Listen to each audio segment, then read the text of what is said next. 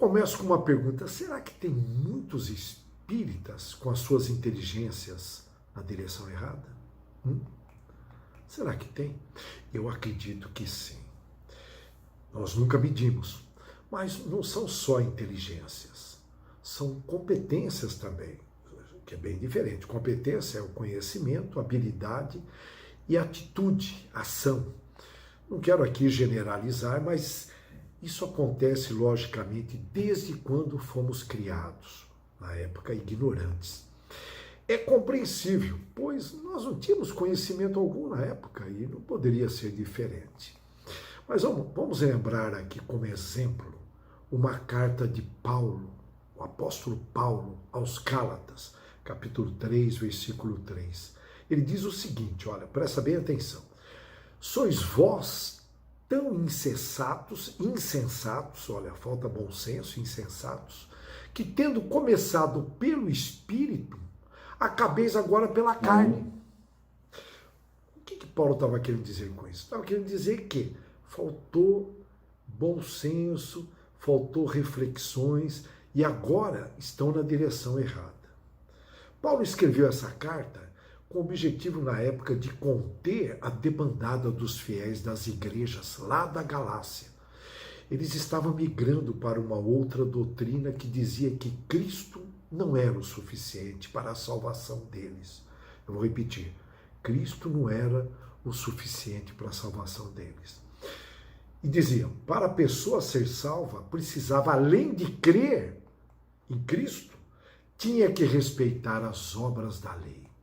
Quem dizia isto eram missionários judeus, que tudo leva a crer que vieram de Jerusalém. Segundo alguns estudiosos, eram judeus convertidos ao cristianismo, mas defendiam manter algumas regras do Velho Testamento. E as obras da lei previam circuncisão, guardar o sábado e a dieta religiosa do judaísmo. Esses missionários judeus abordaram as igrejas que Paulo havia instituído e questionaram, até com uma determinada ironia, a pregação do apóstolo Paulo. Apresentaram eles, os judeus, como apóstolos de Jerusalém, dizendo, estamos autorizados pelas autoridades de Jerusalém, afirmando, e atrás disso afirmando, que a evangelização feita por Paulo foi incompleta. Repara bem, incompleta. Bateram na tecla que Paulo não era dos 12 discípulos originais de Jesus.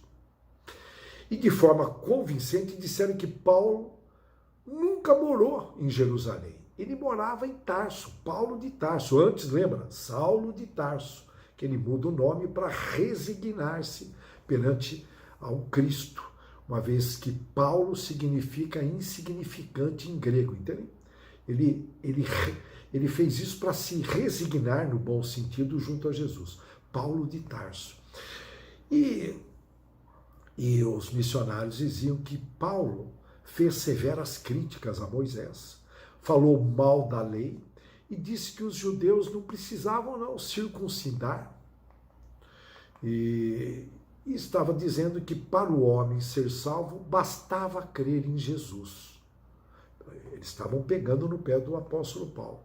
E aí esses missionários viram para esses fiéis e dizem, vocês foram evangelizados por um apóstolo incompleto. A verdade completa é esta. Além de ter fé em Jesus, vocês têm que agora circuncidar-se, guardar as festas religiosas judaicas lá de Israel, dos filhos de Israel, guardar o sábado e todas as leis, senão não serão salvos. E alguns começaram a dar ouvido aos missionários judeus. Eram bons pregadores escolhidos a dedo, que chegaram sem pedir autorização para Paulo. Você imagina, chega de uma forma intrusa, é como um católico aí, antes de começar um culto evangélico e começar a conversar com os fiéis. Olha, intrusos. Já a mensagem de Paulo dizia que a salvação era pela fé em Jesus, sem as obras da lei. Lembrando que Jesus disse, vamos relembrar Jesus, eu sou o caminho, a verdade e a vida. Mesmo que os Gálatas não eram judeus, mas estavam sendo convencidos a se tornarem, pensando com isto, que conquistariam o reino de Deus. Olha só, Paulo escreve essa carta bastante contrariado, uma vez que ele não conseguia dar conta presencialmente em todas as igrejas que ele havia aberto. Então ele adotou as cartas muito bem elaboradas, bem pensadas. E Paulo escreve essa carta bastante contrariada. Ele começa dando uma bronca na igreja que ele fundou. Começa dizendo, olha, estou perplexo com vocês. Passaram do evangelho que receberam da minha parte para outro evangelho.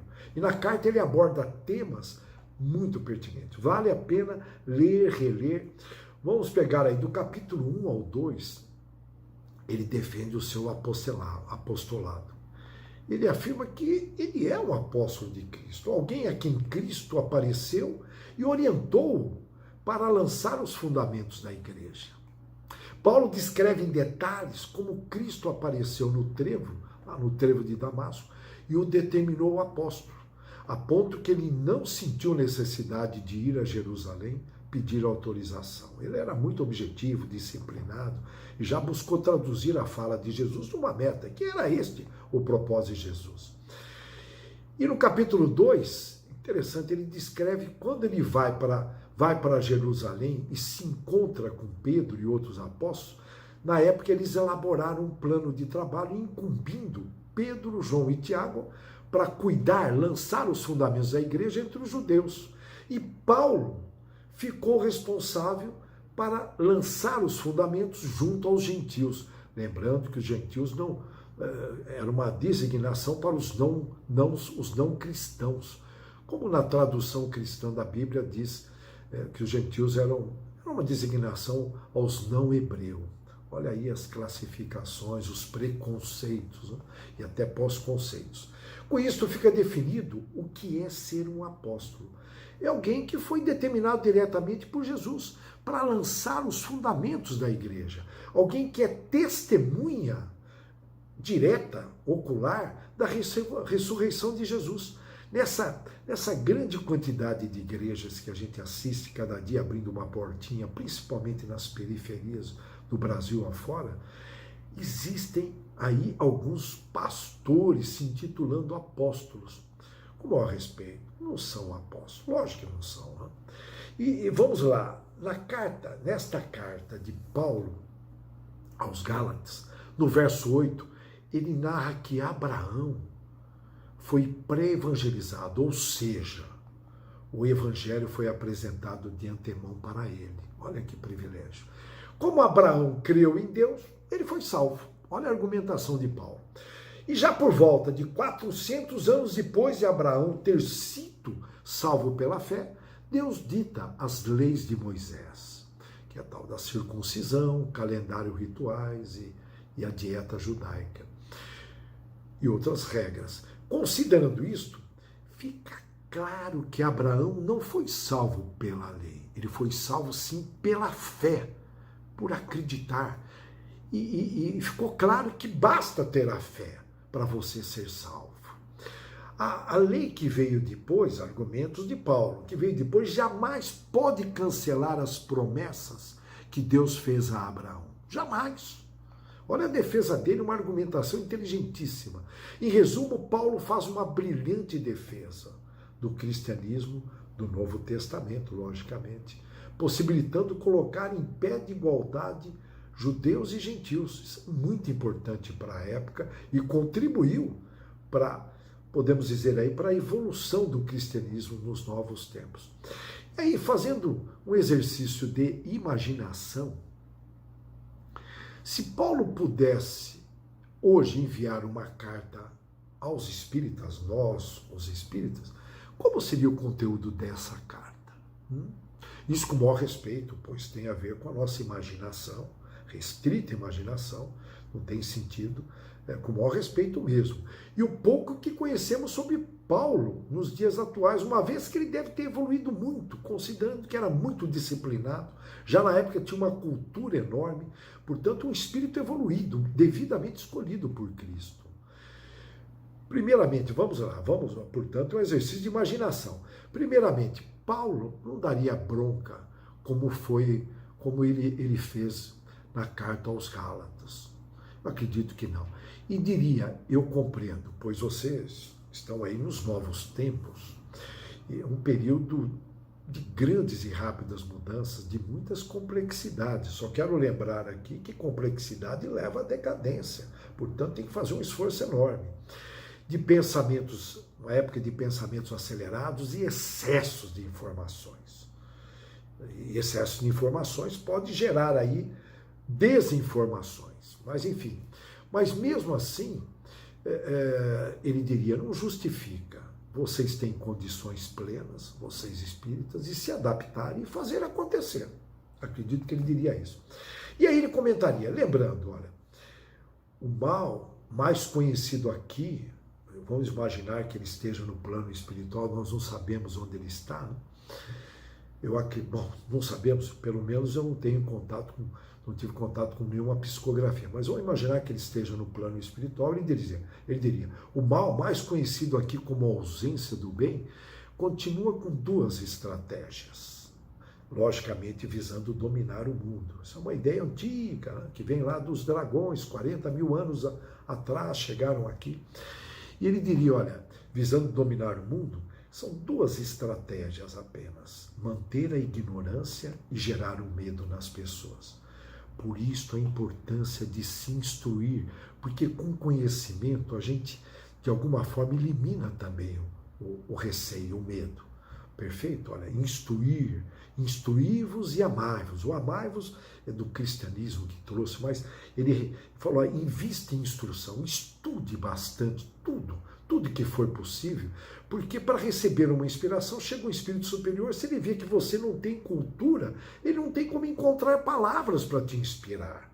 É bem simples. Então ele diria isso. E a instrução, logicamente, ela amplia a nossa consciência. Vamos lembrar aqui, olha, aqui nós lembrando, né? Nós estamos lembrando com o maior respeito ao Paulo. Vamos lembrar aqui uma fala daquele ministro de propaganda nazista, o Goebbels, que perguntaram para ele no tribunal lá de Nuremberg, na Alemanha, perguntaram o seguinte, como vocês conseguiram sensibilizar a população alemã com toda a cultura que os alemães tinham na época com relação ao nazismo? E ele diria seguramente, falou, olha, como ele disse seguramente nesse tribunal, ele falou, olha, não tem nada a ver com o nazismo, nós simplesmente implementamos o medo. E nós sabemos que quando se implementa o medo gera paralisia e você consegue o que quiser. Olha aí, né? Goebbels trazendo esse irmãozinho que possivelmente deve estar espiando muito nos momentos atuais. E vamos lá, Paulo dizendo, com o pensamento acelerado, que pode ser comparado com um trem em altíssima velocidade, nós estamos aqui no processo de imaginação, hein? Você não consegue, o processo de imaginação, Paulo escrevendo a carta para nós espíritas, hein? Só recordando para quem está chegando agora. Veja bem, nós estamos aí com um pensamento acelerado e fazendo uma analogia, como estar num trem em alta velocidade. Você não consegue ver em detalhes as paisagens, os detalhes, que pode ser comparado com as realidades do presente. A gente não consegue acompanhar tudo o que está acontecendo no presente, apesar desse excesso de informações. E aí, consequentemente, devido à alta velocidade, a gente passa a gastar muito tempo da vida, lembra? Tempo é a substância da vida, segundo Benjamin Franklin. Você passa a se preocupar muito mais com o futuro e, consequentemente, deixa de enxergar os detalhes do presente. Isto não é plenitude de vida. E vocês sabem, não é possível que o século XXI não saber que só tem vida no presente. E tem gente aí passando 50% do tempo preocupadíssimo com o futuro. E é interessante, essa pandemia que veio aí, de alguma forma, fez as pessoas, um lado positivo, tem vários lados aí, um grande propósito evolutivo para um planeta de prova e expiação, que é uma escola, um hospital e uma prisão, considerando que nós vamos levar daqui vocês vão levar daí, nós levamos daí, apenas aprendizagem, curas e libertações. E muito preocupado com o futuro, muito preocupado. Consequentemente, no futuro já teve vida, não tem? Vai ter vida um dia. E alguns remoendo o passado, como era bom no passado, enfim. Vamos supor aí que gasta mais 30% remoendo o passado, mas no passado já teve vida. Então essa pessoa passa 50 mais 30, 80% do dia sem vida. Gera desequilíbrio e acaba não aproveitando para aprender, se curar e se libertar. Na questão da morte, apesar do espiritismo que Kardec nos trouxe para nos ajudar a compreender que a morte não existe, que somos imortais e indestrutíveis, mesmo assim, eu vejo espíritas que morrem espírito, parece redundância, morrem de medo de morrer. E passa, de alguma forma, aí, como um morto-vivo, né? Porque não consegue tirar proveito do presente. Pouco tempo no presente. É um desperdício de vida. Sim, é importante vocês terem, Paulo dizendo, terem receios saudáveis, equilibrados, para nós mantermos vivos. Isso faz parte, né? Faz parte do nosso instinto. Já veio aí gravado em nossos espíritos. Sim, mas cuidado com o exagero. Tem que tomar muito cuidado, porque tudo que é exagerado gera desequilíbrio. Por outro lado, considerando que o Espiritismo é a única doutrina que se aprofunda na questão da vida após a morte, a ausência do bem está batendo pesado em cima dos espíritos. Mas isso, todos vocês foram preparados, não é por mero acaso que estão aí, estão aí na pátria do Evangelho, né? E considerando que eles, recordando aqui, eles estão aí batendo pesado no sentido de atrapalhar, que nós podemos estar atrapalhando a manutenção da estratégia deles no tocante ao medo. Porque o Espiritismo leva, de alguma forma, uma outra ótica para isso. Então, de alguma forma, a ausência do bem bate pesado em cima dos espíritas. E nós temos ombro para isso, nós estamos preparados, né? Com certeza, com toda essa bagagem que nós temos aí, teórica principalmente. E exemplo que eu acredito, eu percebo que os grandes conglomerados de informações na Terra, além do mais, estão aí sob forte influência da ausência do bem e do mal, pois estão exagerando num sensacionalismo, visando gerar energia mental do medo, que é baixa frequência. E aí eles aproveitam essa energia no umbral pesado, né?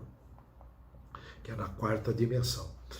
É importante termos consciência que o medo, eu volto a enfatizar, o medo exagerado gera paralisia. E vida é movimento. Tudo que para é problemático. Água parada gera dengue, gera lama. Nesse caso, as inteligências e competências não estão na direção errada, nem na direção correta. Sabe por quê? Estão paradas. Quando o receio gera estagnação, olha, o receio gera estagnação, nossas inteligências e competências praticamente ficam estagnadas. Paulo diria, também, percebo também um mal entendido entre alguns espíritas no tocante aí à questão do Brasil ser pátria do Evangelho. Acredito que aqui no Brasil deveria, nesse momento, toda a população já estar regenerada. Não, muito pelo contrário.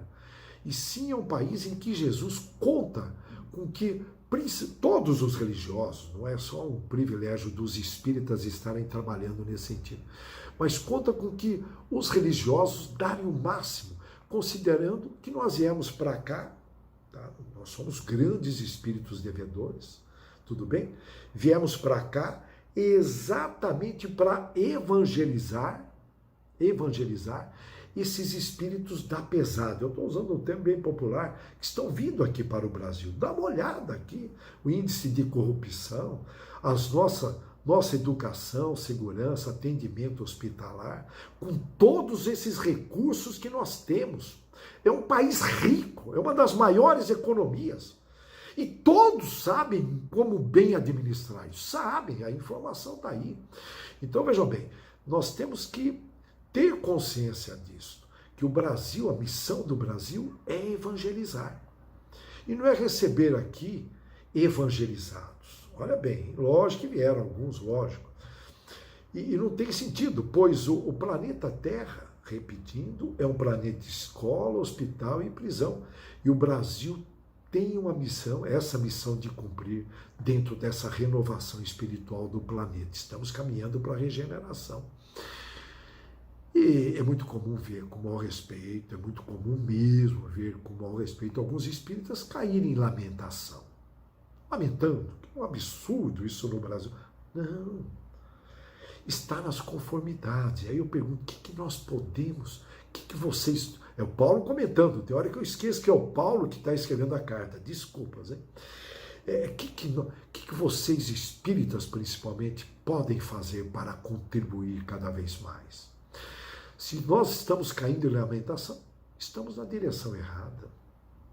Temos de agradecer essa misericórdia de estar nesse momento com uma missão extremamente nobre que Deus nos reportou através de Jesus.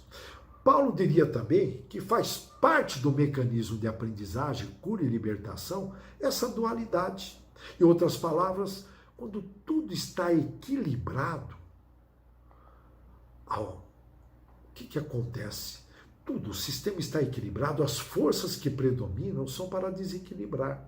E vice-versa, quando o sistema está desequilibrado, as forças são para equilibrar. Isso faz parte da escola, hospital e prisão. Lembrando que aqui nós estamos relatando na imaginação uma carta de Paulo aos espíritas do Brasil. E Paulo relatando, narrando na carta dele, vejo alguns espíritas reclamando muito disso. E é assim mesmo, não poderia ser diferente. Ok? Vejo, Paulo escrevendo, vejo alguns espíritas acomodados na teoria, estudando vários livros, todas as obras de Allan Kardec, achando que isso é o suficiente. Tipo aquele religioso que diz que basta cumprir na prática 6 mandamentos, mais da metade, que eu já estou garantindo para ir para uma dimensão superior. Principalmente o desejo, acredito eu, de todos os espíritas irem para o nosso lar, lá no umbral fino, né, eu quero ir para o nosso lar, não quero ir para o umbral pesado, aquela conversa toda, né? Então é muito importante, nós estamos aqui para praticar, é muito importante. E, em resumo, acabam confundindo o saber com o fazer. Estuda-se muito e pratica pouco. Sempre lembrando que sabedoria é teoria e prática junto. Seremos cobrados não pelos nossos estudos, mas sim, os estudos são importantes, pelo amor de Deus, mas sim pelas nossas obras. E eu gosto de lembrar aí as regras de trabalho que o Albert Einstein, esse espírito iluminado que passou pela Terra, ele não tem sentido nós espíritas não cumprir essas 3 regras, só para relembrar o Albert Einstein, que ele dizia o seguinte: encontre a simplicidade na desordem. Olha que legal. Item 2, ele dizia, encontre a harmonia na discórdia. Item 3, Albert Einstein, a oportunidade se encontra no meio da dificuldade. Busca oportunidade no meio da dificuldade. Olha aqui. O espírita que não está fazendo isso está na direção errada. Não, estou na direção correta. Não, irmão. Vejo também muitos espíritas, Paulo dizendo, eu estou lembrando aqui, hein? Vejo muitos espíritas passivos, confundindo julgar com analisar. Lógico, está lá em Lucas, não julgueis para não ser julgado, não condeneis para não ser condenados. Sim, julgar tem a ver com o indivíduo. Lógico, não podemos julgar o indivíduo, mas nós temos que analisar sim a ação do indivíduo. Eu tenho, por exemplo, 4 filhas. Cada uma eu tenho que conversar de um jeito. Senão pode gerar um mal entendido. Eu julguei-as? Não, eu tive que analisá-las. São Luís, eu deixo aí para vocês pesquisarem no Evangelho segundo o Espiritismo. Tem uma parte que São Luís, numa das pesquisas de Allan Kardec, na psicografia que ele foi captando, né, nas comunicações com os espíritos elevados, São Luís deixa bem claro, que se algo vai prejudicar muitas pessoas, você tem sim que denunciar, senão você se torna um cúmplice. Não tem sentido se calar. Nessa linha de raciocínio, queira ou não queira os espíritas, nós nos silenciamos durante todos esses anos, nessas construções que foram feitas de corrupção no Brasil. Há quantos anos a corrupção está instalada nesse país? Há quantos anos? E muita gente se manteve calado, tendo consciência assim, tendo inteligência assim, que isso iria prejudicar a saúde. Quantas crianças, quantas pessoas morreram desnecessariamente por causa da corrupção? Nós não temos tratamento de água em 100 milhões de pessoas nesse país. Eu volto a enfatizar, é um país riquíssimo. Geração do silêncio, é ser cúmplice. Isso tem que pesar na nossa consciência, sim. Tem que pesar. Questão de segurança, olha só, não tem sentido. Todos esses problemas básicos que num país rico, bem administrado, sério, não ocorreria. Muita gente se calou, ficou em cima do muro, morno, achando, estou julgando. Não! Está analisando e tem que denunciar. Busque, pesquise no Evangelho, releia o Evangelho novamente, está escrito lá em São Luís. Não faça essa confusão a partir de agora. Hoje é o primeiro dia do resto das nossas vidas. Não tem sentido. Não é por mero acaso, estamos num país como o Brasil. Volto a enfatizar. E aí, Paulo, vamos voltar aqui. Olha, teve uma parte aqui minha com o maior respeito ao Paulo, hein? E aí, Paulo diria, por que vocês não estão orando para esse rapaz, cujo nome é Lázaro, considerado aí um serial killer no Brasil, foragido, está lá em Goiás. Perceba alguns espíritas torcendo para que os policiais o encontrem, atirem e matem rapidamente. Meu Deus. É um irmão colocado aqui entre nós com vários propósitos divinos. Nós não temos conhecimento dos propósitos divinos. Será que não foi nenhum indígena que de repente reencarnou aqui? E tem aí propósito. Os indígenas foram aí praticamente dizimados no Brasil quando chegaram aí nessa ideia de colonização, e mesmo recentemente, aí século retrasado, grupos aí de empresários invadiam Mato Grosso. Nós não sabemos aí. Uma coisa eu posso dizer com certeza, lógico, é uma ovelha desgarrada, a justiça tem que prender, enfim, é muito importante que ele tire aí aprendizagem, curas, né, nesse sentido. Mas não sabemos plenamente. Né? Enfim, fica aqui um recado. Vocês espíritas, eu volto a perguntar, vocês oraram para esse rapaz? Possivelmente aí num processo de possessão. E também fica um recado, os sistemas de evangelização de vocês aí no Brasil, será que está funcionando a contento? Será que não está na hora de causar melhorias? É uma pergunta, hein? Paulo questionando a gente. Estou aqui imaginando, hein? Por favor. E sempre é bom lembrar que não existem vítimas aqui no planeta de prova e expiação. Não existem. Mas vamos lá. E mais um detalhe, Paulo diria, muitos não utilizam a noite, quando nós dormimos, descansamos o corpo físico, para pesquisar, para estudar, para trabalhar, para praticar o amor e a caridade. E mesmo para as grandes decisões, tomar grandes decisões, porque são as escolhas. Nós estamos aqui nesse momento baseado em escolhas tomadas de decisões anteriores. Isso me faz lembrar amigos que aprenderam muito sobre fitoterapia com o Sr. Langerton, que trabalhava com Chico Xavier em Uberaba.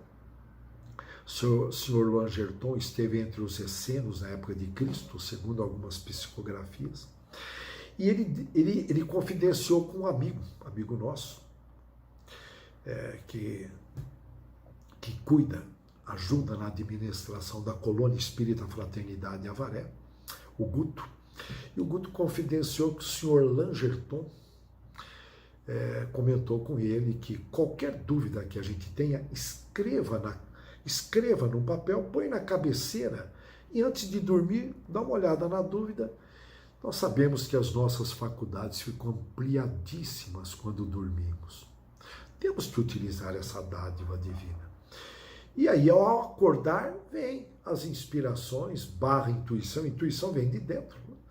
E inspiração vem de fora. Mas você capta vindo de fora durante a noite dormindo e depois vem como intuição no dia seguinte, ou nos outros dias a seguir.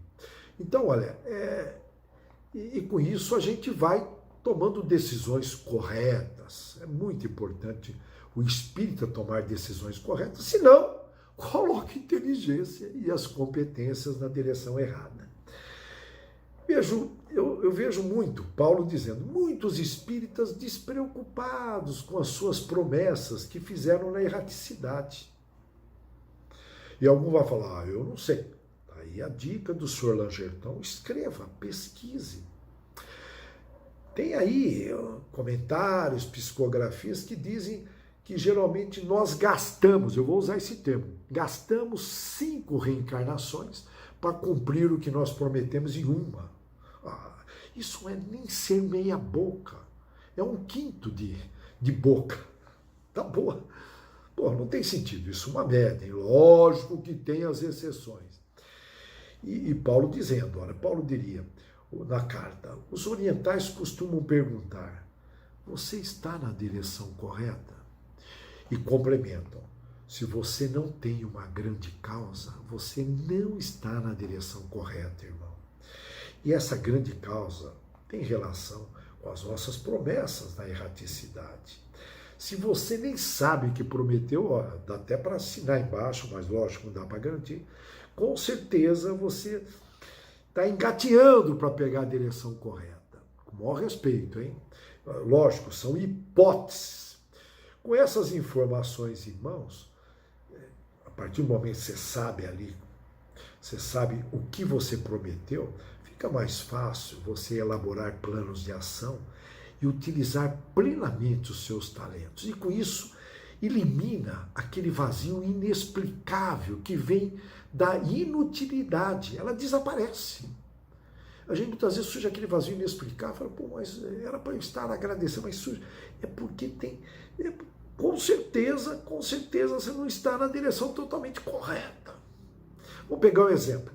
Era para ir para a Vitória do Espírito Santo aqui no Brasil, e está indo para Porto Alegre todo animado, lendo o Evangelho, fazendo o Evangelho no lar, participando de cursos, palestras, aquela coisa toda. Mas está na direção errada, irmão.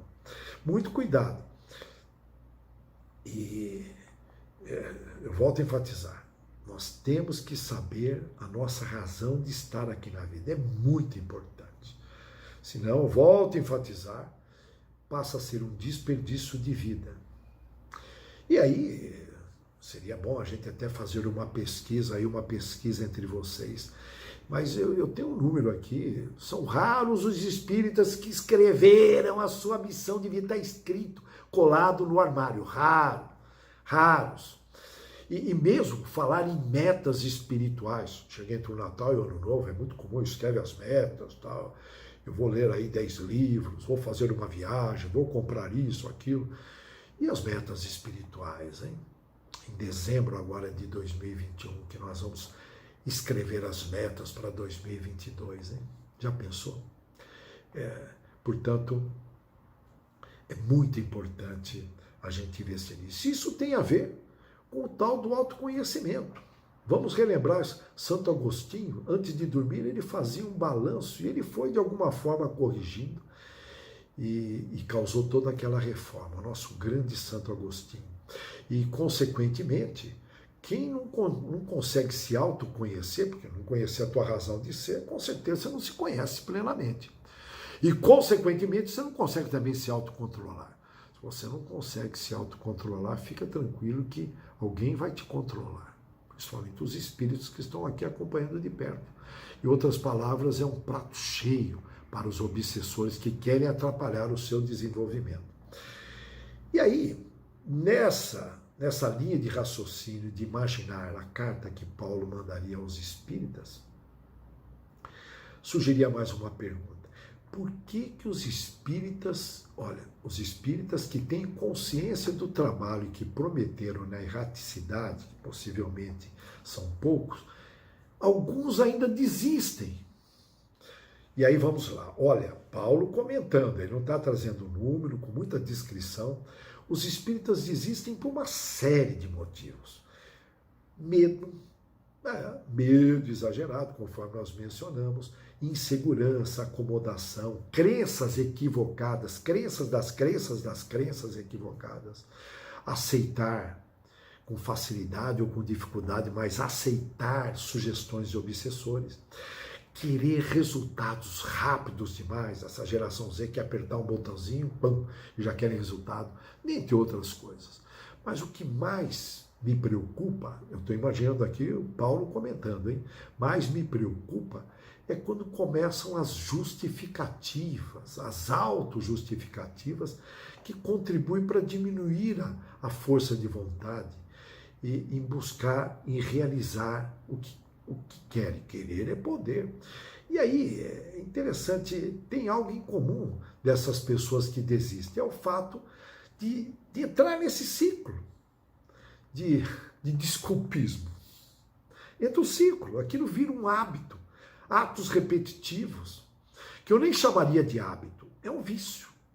E não trazem soluções, não ousam. Eu gosto de ouvir as crianças, né? As crianças dizem, eu quero, e querer é poder. Já os adultos usam muito eu queria. Como os adultos se tornam feios quando eles dizem eu queria. Deixam de ousar, não se arriscam, não vão para cima. E são justificativas inteligentes, viu? Se vacilar, eles te contaminam. Basta ver esses judeus lá enganando. Eu falo enganando, não sei se era o propósito, estavam lá bem intencionados, fanáticos, enfim, né? Mas estavam ali estavam alterando a pregação de Paulo nas suas igrejas na Galácia. E a maioria não assume culpa por nada, geralmente, e acaba atribuindo a culpa a alguém, à esposa, ao setor da economia, à política, ao Estado. Alguns até dizem, olha, é o meu karma, apesar de não ser um termo espírita, mas é um termo aí oriental, mas em outras palavras, é minha expiação. E fica ali, eu tenho que suportar isso, e fica ali paralisado. Entram numa rotina de conformismo que as impede de mudar até o móvel da sua casa. Você vai lá, visita depois de 10 anos, a casa está do mesmo jeito. Se conformem em sofrer, desnecessariamente, sem notarem que tudo aquilo com que se conformam acaba virando realmente realidade de todos os dias para eles. Cá entre nós, se tornam mortos-vivos e com medo de morrer. Aí, meu Deus. Eles, lógico, temos que ter receio de morrer, mas é uma somatória que vai atraindo mais não positividades, mais negatividades. Eles enraizam essas verdades erradas, que aqui seriam bem verdades erradas, mas enfim, fica até bem usar esse termo, porque para eles são verdades. Enraizam as verdades erradas como se fossem indiscutíveis, imutáveis. Não é fácil discutir com uma pessoa dessa. E eu volto a enfatizar, são justificativas tão inteligentes. Eu vou aqui, eu estou lembrando de algumas aí. Meus pais se separaram quando era criança, eu fui rejeitado em um grupo, bullying, eu não estou conseguindo emprego, eu não consigo atingir as metas que meu chefe quer, meu líder no trabalho, chefe é um termo muito antigo, né? Não consigo me manter num novo hábito, falta disciplina, eu vivo ansioso, estressado o tempo todo, e, enfim, começa desde me sinto inútil, sozinho, enfim, tenho conflitos com a família, falta capacidade, não sou compreendido. E aí, agora imagine tudo isso imerso numa cultura que incentiva a felicidade a todo custo e maquia, olha, dá aquela maquiada na realidade a todo tempo. Não é fácil um camarada desse que está plenamente na negatividade perceber a realidade. Porque você na negatividade você tem dificuldade em perceber. A percepção fica embaçada na percepção. Mas não se justifica isso, não justifica. Nós temos aí um embasamento teórico do kardecismo, Paulo dizendo que ajuda muito vocês, muito vocês. E Paulo discorrendo na carta. Já o proativo, um termo muito utilizado no meio empresarial de vocês, ele antecipa algo, ele toma iniciativa. E lembra, de iniciativa consiste em você fazer a coisa certa sem que lhe peçam. Você vai tomando iniciativa na direção correta. Repara bem, as pessoas proativas escolhem não ser vítimas e não põe a culpa em ninguém, não. O proativo sabe que a adversidade é o melhor dos mestres. Todos os espíritos deveriam fazer um esforço para se tornarem proativos. Já o reativo, que é contrário ao proativo, se sente vítima de qualquer adversidade que surja. Quantos por cento de proativos nós temos na Terra? Pesquisas feitas no meio empresarial, entre lideranças, grandes lideranças de grandes empresas, por volta aí de 20% apenas são proativos. Olha aí. Portanto, sou muito otimista nesse caminhar para a regeneração. A hora que os 80% se tornarem proativos, ninguém segura esse planeta na direção do bem, do cristianismo. Em resumo, os reativos se tornam desperdiçadores de vida. Está na direção errada, inteligência na direção errada. E um detalhe importante, vocês acham que é por acaso, vocês espíritas, que estão cercados por ilustres espíritas, foram cercados, estão cercados? Temos de encarar com mais seriedade esses mestres que por aí passaram. Apenas um exemplo, Emmanuel, o mentor do Chico Xavier. Ele encarnou aí no Brasil entre o século XIX e XX como um humilde sacerdote católico, no estado brasileiro do Pará, só para recordar. Posteriormente foi ao Rio de Janeiro, teve contato com o Dr. Bezerra de Menezes, outro espírita fantástico aí do Brasil, que foi Lisandro, lá em Hebron, Essênio, na época de Cristo, esteve com Cristo pessoalmente. Cristo, quando passou por aqui encarnado, podemos dizer encarnado, com maior respeito, e esteve com ele. Então, veja bem, Dr. Bezerra, falei Dr. Bezerra, volta aqui para o Emmanuel. Emmanuel, como Padre Amaro, né? Esteve aqui no Rio de Janeiro e se dedicou à pregação do Evangelho de Jesus, entre várias atividades sociais e religiosas, múltiplos objetivos, mas com foco principal. Ele se reencarnou, ele pediu para reencarnar aqui, para se familiarizar com o português, visando contribuir nas obras do Chico Xavier. Olha que coisa interessante. O foco era se familiarizar com o português. Fantástico, né? E basta ver aí as obras do Chico Xavier. Fala, cada vez descobre novas obras que estavam guardadas em Minas, se passa de 500 obras, um fenômeno de ordem mundial, fantástico. Né? As obras de Chico Xavier, Emmanuel, Humberto de Campos, André Luiz contribuindo também. E detalhe, a missa dele era disputadíssima, a missa do Emmanuel, que foi o nosso Manuel da Nóbrega, que fundou São Paulo, homenageando Paulo. Nós estamos falando homenageando o apóstolo Paulo, uma das cidades mais importantes do mundo. E aqui, já estamos caminhando para o final, vou contar um caso de um haitiano, uma reportagem saiu recentemente, um rapaz chamado Joseph Arnold, haitiano. Ele estava lá quando ocorreu aquele terremoto e de repente engoliu a família dele, ele foi o único sobrevivente, sobrou o terreno onde ocorreu o terremoto, imagine, ele perdeu toda a família e o carro. E o pai dele que sustentava praticamente ele. Ele ficou ali bem rapidamente 3 meses caminhando e refletindo naquilo tudo, procurando ressignificar, vivendo, vasculhando lixos, se alimentando de lixos, isso em Porto Príncipe, no Haiti. E ele comenta que aparecia sempre um senhor de branco orientando ele, olha, vende o carro, vai para o Equador, vende o terreno e vai para o Equador. E esse senhor aparecia e desaparecia. Bom, resultado, ele acabou vindo aqui para o Brasil e ele deixou uma história muito bonita, que é uma história muito bonita de reconstrução de vida. E no final dessa reportagem ele comenta, ele está morando em São Paulo, tem 2 filhas, enfim, ele reconstruiu a vida dele. Dá para imaginar que ele passou por vários países e acabou vindo para o Brasil. Ele deixa um recado no final, que com certeza esse senhor de branco contribuiu, que é o seguinte, o recado. Jamais você deve brigar por causa de dinheiro, com ninguém. Ouça o que eu estou dizendo, ele falando, esse jovem. As pessoas devem brigar só por uma coisa e nada mais, para salvar suas almas. Fora disso, não tem nada. Olha, que coisa linda. Escrito. Eu estou aqui imaginando Paulo falando para nós, né?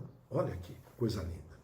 E Paulo diria também, Paulo diria na carta, tá? Nós estamos aqui no processo de imaginação, ora Paulo, ora Davidson falando, por favor, separem bem. E Paulo diria, finalizando, vocês sabiam que um menino ri muito menos do que um bebê? Um adolescente muito menos do que um menino? Um adulto menos do que um adolescente? E um ancião menos do que um adulto? Quem escreveu isso foi um poeta, romancista e ensaísta argentino, cujo nome é Mário Sades. E com vocês espíritas não é diferente. Isso comprova, olha bem, hein? Considerando que Chico Xavier comentou que Jesus, trabalhando o tempo todo, demonstra muita alegria.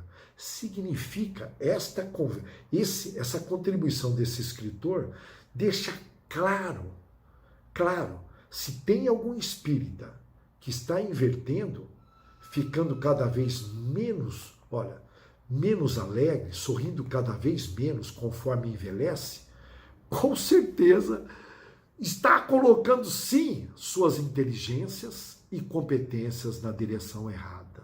Nós vamos parar por aqui.